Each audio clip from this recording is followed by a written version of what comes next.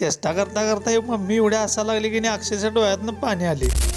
तर काय विषय झाला भावानं चला सांगतो. उठल्या पहिल्याला उठून काढलं, भांडी धुवून घेतली. नाश्त्याला बघा काय आणलेलं, पवा आणि भजी. रावल्यावर जरा बाहेरच्या म्हणताना सगळी कामावरून मम्मीचा व्यायाम करून घेतला. एकदम चकाचक आवरला. आई साहेबांचा आशीर्वाद घेतला. ते बाहेर पडलो बघा. भावाला आपल्या गॉगल घ्यायचा होता म्हणून एका दुकानात आलेलो. गॉगल ढीक बरोबर बघितलीत पण पसंत काय पडला नाही म्हणून राहू दे म्हटलं. चल नवीन आल्यावर परत येऊया म्हटलं आणि बाहेर पडलो तिथनं. पण गोरुडाकीच्या चौकात आलो तर नेहमीसारखा बोंबला दिवस सिग्नल आडवा आलेला आहे. सिग्नलवर थांबलेला तेवढ्यात लई दिवसात घोडागाडी पण दिसली. तसंच बोलत बोलता आम्ही डेक्कन आलो. बोलता बोलता रावल्याला म्हटलं भजी खाव्या काय म्हटलं. भावाने युटर्न मारला. ते डायरेक्ट गाठल्या हॉटेलमध्ये गाडी. तिथं आलं तर मामानं गरम गरम भजी काढलेला नुसताच. मग आम्ही ऐकतोय एक प्लेट घेतली, दोघाजण उडवला बुक्का. रावल्यानं बारीक मध्ये चहा वाढला आणि निघालो परत घराकडे. कारण मित्राची एका ओलातून रावल्याच्या आम्हाला पल्सर घेऊन टाकीच टोपण बसवायला जायचं होतं. हेच आहे बघा ते कव्हर. नशीब म्हटलं डेक्कनवर तर सिग्नल लागला नाही आपल्याला. 2-3 दुकानं ओळखलं कर ते कव्हर काय मिळालं नाही. भावा म्हटलं आज का आपला दिवस चांगला नाही, गपगुमान घरला जाव्यात. चल 1.5 तास फुकटचा वाया घालवून निवांत एकदाच घरला आलो बघा. आणि मम्मी एवढं का चालते की नाही भावानं ये बघा.